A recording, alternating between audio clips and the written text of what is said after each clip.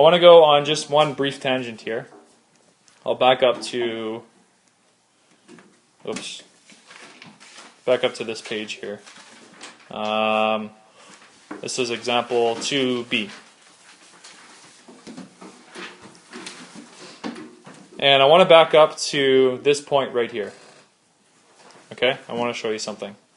So, you guys remember this problem? We solved for y, and we were just about to plug it in for the other y. I'm actually losing my voice. Wow.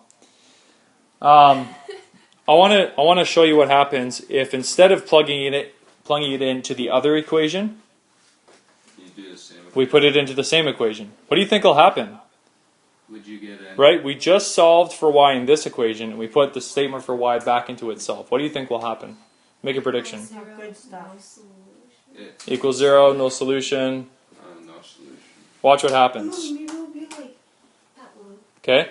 So if we had negative 2x plus, and this is our substitution, 12 plus 2x, we just replace the y right here. Right? That should equal 12. And now I evaluate, right? I bring this 12 over, and I have negative 2x plus 2x equals 12 minus 12. So it's 0. So the left side is 0. 0, and the right side is 0. 0 equals 0. Ah, cool. Okay, so what's wrong with that? A lot. I mean, is this a true statement? 0 equals 0. Yeah. That's a true statement. Okay.